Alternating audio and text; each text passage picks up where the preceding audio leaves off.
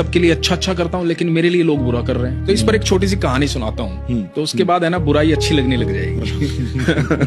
हुआ यूं कि एक राजा थे, बड़े निर्मोही थे, नास्तिक थे, भगवान में कोई विश्वास नहीं था, कोई दान दक्षिणा कुछ करना ही नहीं जीवन में, राजपाट का आनंद ले रहे थे। ठीक। तो एक दिन रथ पर आए, एक संत आए उनके सामने। संत रुके आकर के, संत को पता लगा इस तरह का राजा है, तो संत ने कहा राजा को कि मुझे आपसे दान चाहिए। तो राजा ने कहा कि ये मेरी नियति में नहीं, मैं दान वान नहीं देता, ये फालतू के खर्चे में नहीं करता। तो संत ने कहा कि पर मुझे आपसे लेना है। इन बातों के बीच में क्या हुआ कि राजा के घोड़े ने उसने लीद कर दी। तो संत ने राजा को कहा कि ये तो आपके किसी काम की नहीं है, तो आप यही उठा के दे दीजिए, पर मुझे आपके हाथ से लेना है कुछ ना कुछ। तो राजा ने कहा कि ये ऐसे तो पीछा छोड़ेगा नहीं, उठा के वो लीद अपने हाथ से दे दी कि जा।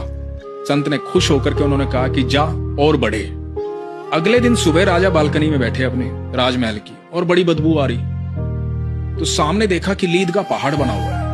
वो हटवाया गया लेकिन वो फिर बन गया, बदबू फैलती जा रही है, समझ में नहीं आ रहा राजा के। तो राजा को ध्यान आया कि एक संत आया था, उसको घोड़े की लीद दी थी और उसने कहा था कि और बढ़े, तो कहीं इस वजह से तो नहीं बढ़ रही है। तो राजा को जैसे ही ये ख्याल आया, राजा निकला महल से उस संत को ढूंढने के लिए। ढूंढते ढूंढते संत के पास पहुंचे। मुझसे गलती हो गई, मैं माफी चाहता हूँ, मेरे महल के बाहर इस तरह से घोड़े की लीद का पहाड़ बन गया है, मुझे क्षमा करें। तो संत ने कहा कि भाई वो तो आपके कर्म है, आप मुझे धन देते तो धन बढ़ता। राजा ने कहा कि महाराज मुझे क्षमा करें, मुझसे गलती हो गई, अब मेरे अंदर वो सुधार आ जाएगा, आप निश्चिंत रहें, मैं समझ गया हूँ आपके संदेश को। तो संत ने कहा कि हाँ निवारण है, लेकिन मुझसे कोई प्रश्न नहीं पूछेगा जब तक निवारण ना हो जाए। ओके। तो राजा ने कहा कि ठीक है, नहीं पूछूंगा। तो संत ने कहा कि जा अपनी प्रजा में कुछ ऐसा फैला दे कि लोग तेरी बुराई करने लग जाए।